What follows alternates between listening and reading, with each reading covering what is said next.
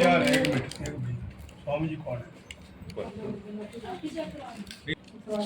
देखिए, हमेशा 40-50 उम्र होने के बाद में हमारी हड्डियाँ, स्पेशली जो लेडीज होती हैं उनकी हड्डियाँ कमज़ोर होने लगती हैं, जो कि ऑस्टियोपोरोसिस हम उस बीमारी को बोलते हैं। तो ऐसे में हमें सबसे पहले हमारी डाइट है, उसके बाद में हमें कैल्शियम विटामिन डी रेगुलरली हमारे डॉक्टर को दिखाते हुए हमें स्टार्ट करनी चाहिए एंड हमें बेसिक टेस्ट करवाने चाहिए सो दैट थोड़ा इस चीज़ में हमें हेल्प कर सकें। अदरवाइज एज के अकॉर्डिंग थोड़ा हड्डियाँ कमज़ोर रहेंगी।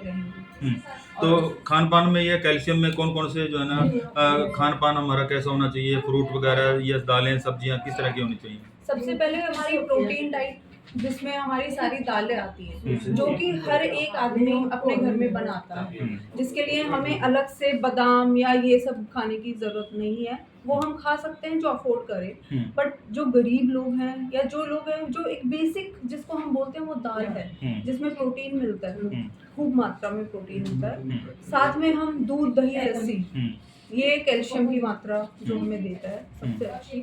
बाकी जो अच्छे से फ्रूट आप कोई भी ले सकते हैं, अनार सेब ये सब भी हमें काफ़ी हेल्प करते हैं। बट साथ में जो एजेड होते हैं उनको हमें मल्टीविटामिन, कैल्शियम विटामिन ये लेने चाहिए।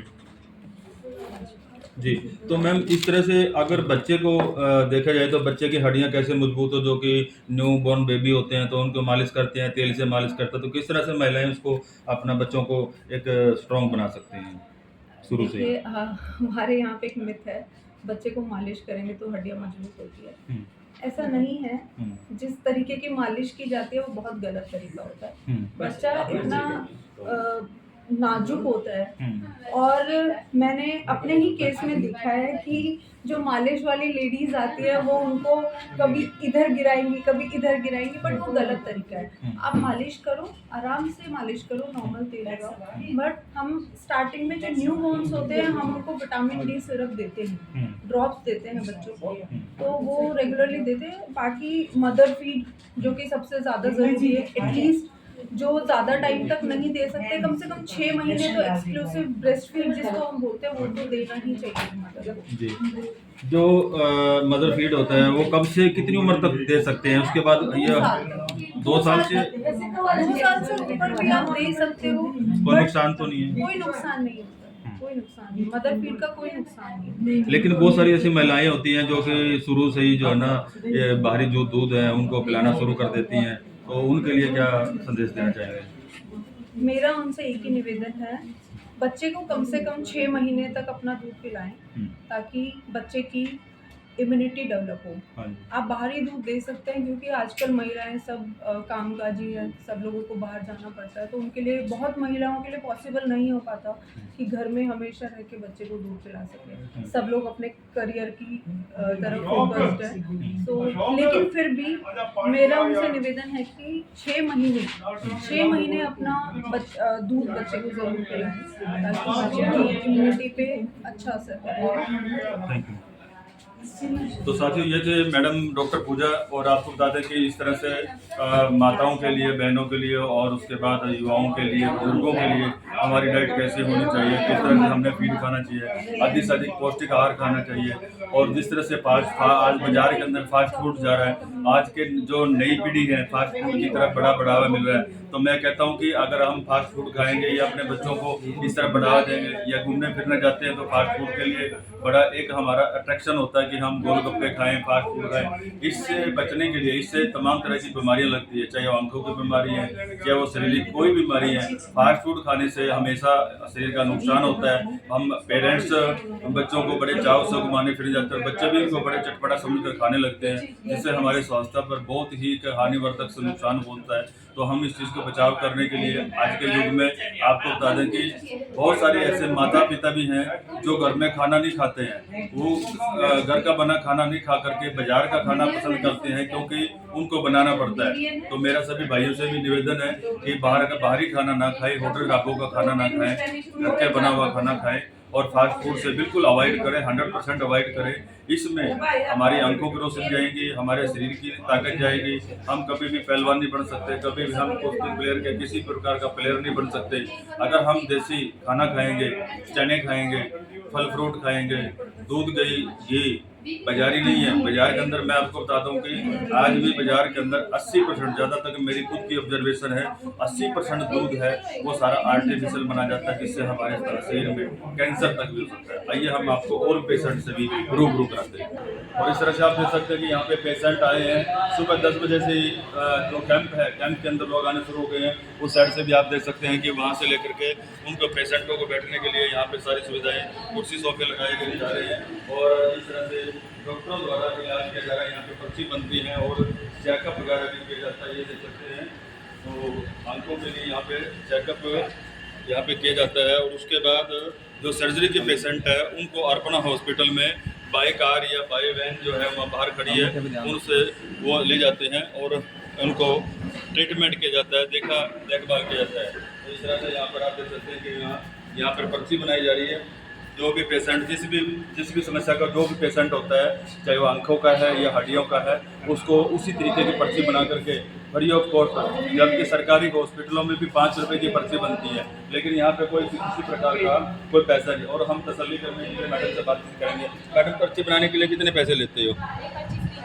पर्ची फ्री बनाई जाती है, हॉस्पिटल में भी फ्री बनती है, यहाँ पे फ्री बनती है जी। अब हम बात करते हैं तो हाँ जी सर, यहाँ पे जो इलाज हो रहा है कितने के पेशेंटों का इलाज किया जाता है? जैसे कैंप में सैकड़ों से ऊपर आ जाते हैं पेशेंट। 2 महीने पहले मैंने भी अर्पणा में ऑपरेशन कराया था। हाँ। कोई एक नया पैसा लगा, कोई पैसा लगा। अगर वही ऑपरेशन हम बाहर प्राइवेट हॉस्पिटलों में कराएं तो कितना पैसा लगता है? 20-25 हज़ार कम से कम है। कम से कम। अगर कोई मैंने कराया, मैं इसको आ रहा है और यहाँ का मेरा एक पैसा नहीं, दूरबीन से ऑपरेशन हुआ, बहुत बढ़िया। और जो अगर हम दूसरे कोई अच्छा वाला लेंस डबलाते हैं तो लाखों रुपए भी लेते हैं, लाखों में, 1.5 लाख रुपए भी ले लेते हैं। जैसे कल्पना चावला में बहुत ही भ्रष्टाचार बहुत बनवा के देखा था मैंने, मेरे से मांगे थे उन्होंने पैसे।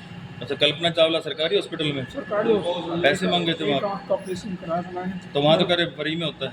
नहीं फ्री में नहीं होता। जब मैंने क्या है ना, अनिल विज साहब से मेरी बात हुई थी 8-10 दिन पहले, मैं आर से हूँ, तो मैं उनसे बात कराऊंगा तब जाकर के, नहीं आपसे ही हम लेंगे, हम तो आपके पीछे वालों को बोल रहा है। अच्छा, तो इतना बुरा हाल है कल्पना चावला में डॉक्टरों की तरफ से। सरकार इतना फैसिलिटी देती है लेकिन वो आगे नहीं मिलती है, आगे नहीं मिलती पब्लिक को। तो उसमें दवाइयाँ भी बाहर की लिखी जाती हैं, बाहर की लिखी जाती है और जो दवाइयाँ इतनी ज़्यादा लिख देते हैं वो बस लेंस भी जो महंगी दवाइयाँ वो सारी बाहर की महंगी।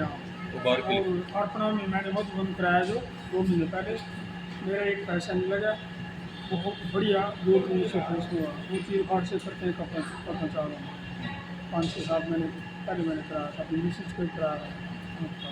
लेकिन यहाँ बड़ी फैसिलिटी सुविधा, बार एक दिन पहले हमारे को ले जाया गया और रात को बार दवाइयाँ डालते थे। इतनी सेवा मैंने किसी हॉस्पिटल प्राइवेट में नहीं देखी जितनी अर्पणा जी।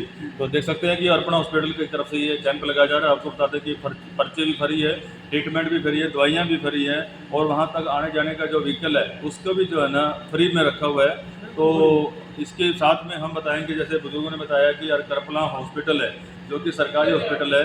हमने इससे पहले बहुत सारी खबरें चलाई थी जहाँ पर बिल्कुल ही एक प्रताड़ित होना पड़ता है, किसी प्रकार की कोऑपरेशन नहीं मिलता डॉक्टरों की तरफ से। वहाँ पे गार्डों का इतना भयंकर रोल देखने को मिलता है, जैसे कि पुलिस से भी बदतर तरीके से वो हालात पैदा होते हैं कि जिस तरह से अगर कोई पेशेंट वहाँ पे जाता है तो जो महंगी दवाई है वो सब बाहर की लिखी जाती है, बाहर की पर्ची लिखी जाती है और वो बहुत ही कोई डिस्काउंट नहीं, कुछ नहीं। जो जितने भी बाहर डॉक्टर मेडिकल वाले बैठे हैं, बताया जाता है कि इनकी अंदर वाले डॉक्टरों के साथ अच्छी सेटिंग चलती है, कमीशनें चलती हैं और जो जितना भी अंदर की जो दवाइयाँ हैं, महंगी दवाइयाँ, वो सारी की सारी बाहर स्टोरों पर देखने को मिलेंगी। तो इस तरफ से सरकार की तरफ से कोई भी किसी प्रकार का कोई चेक आउट नहीं है, चेकिंग नहीं है। तो मेरा CMO और PMO से भी अनुरोध है और हेल्थ मिनिस्टर से भी अनुरोध है कि कृपा करके इस तरह रैंडमली छापे पड़ने चाहिए ताकि सरकारी हॉस्पिटलों में जिस तरह से शोषण किया जाता है, जिस तरह से पेशेंटों के साथ अभद्र व्यवहार किया जाता है, तो उससे बचने के लिए समय समय पर छापामारी होनी चाहिए। और जो बाहर जो जितने भी मेडिकल स्टोर हैं उनकी दवाइयों की चेकिंग होनी चाहिए कि ये दवाई आपने कहाँ से ली है, अंदर से आई है, बाहर से आई है, और कितने रेट में वो देते हैं, क्या रेट में देते हैं। लेकिन एज एन चेकिंग ऑफिसर नहीं, एक पेशेंट की तरह जाइए और तब आपको पता लगेगा। एक पेशेंट की तरह कल्पना हॉस्पिटल में जाइए, तब आपको सारे राज्य का पता लगेगा। तो मेरा सभी दर्शकों से अपील है कि इस वीडियो को अधिक से अधिक आप शेयर करें, ताकि जनहित में आप भी और भी ऐसे मुद्दे और भी इस तरह की जानकारी हम आपको पल पल की अपडेट आपको देते रहें। मेरा सभी दर्शकों से अपील है कि इस वीडियो को अधिक शेयर करें और हमारे सब समाचार, ये सब समाचार जो चैनल है उसको लाइक करें, शेयर करें, फॉलो करें।